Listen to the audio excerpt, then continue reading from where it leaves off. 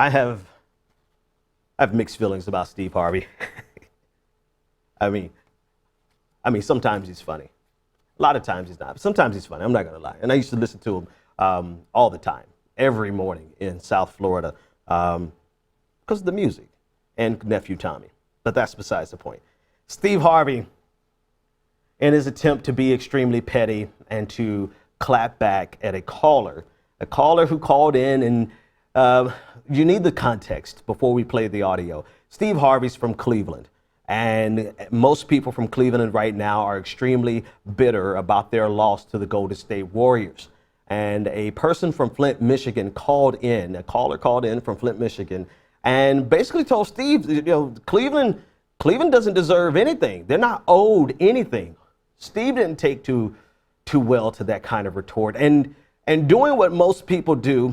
I can't say most people, but when somebody claps and when somebody comes for you, most people will clap back, but very few people would clap back about something like the water crisis in Flint, Michigan. And this is exactly what the hell Steve Harvey did. Let's take a listen to the first clip. Hey, one more thing though. Oh yeah. Enjoy your nice brown glass of water. Oh God! I tell you, man.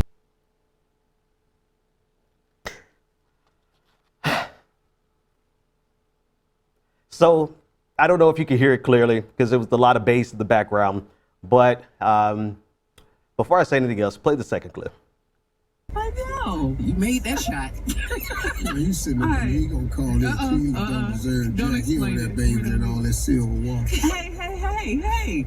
All right, line, So he talks about giving babies baths in silver water.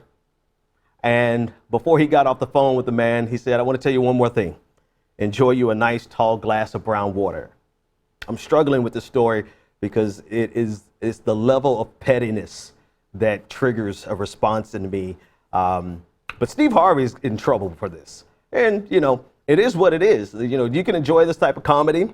Clearly, you see the expression on my face. You can enjoy it. You can hate it. But the reality of it is that we just kind of live in that age where if the public does not like what you say, they have a right to speak out about it. And the public has sounded off quite vociferously.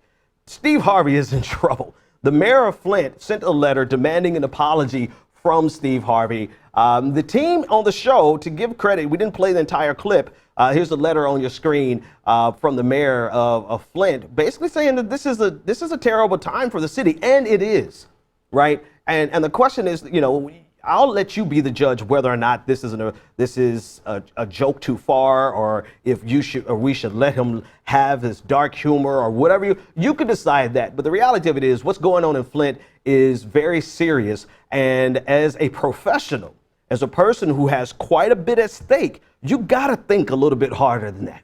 And you can't let your instinct for pettiness, because that's what I recognize in this. And this is why I recognize the instinct for being petty. I have it, but I also have self-preservation, Steve. And I'll take a moment and say, will the words coming out of my mouth cost me my job? Now, Steve owns his own businesses. Most of everything he does out of his own money. But there are some other organizations. I believe CBS, he has a show on CBS now. If those sponsors start getting pulled, that could be it for Steve Harvey's morning show and Steve Harvey's talk show. The reality of it is, as a professional, as a person who has such a far reach, you know better. You gotta know better.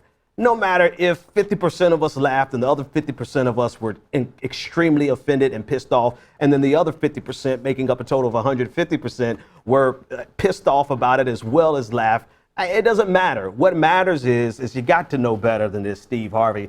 And this is just how it goes, man. This is the world we live in. He's going to have to pay the price. So let's see. I'm sure he's going to get a nice apology out. And let's see what happens if that's sufficient to stem the tide of the backlash.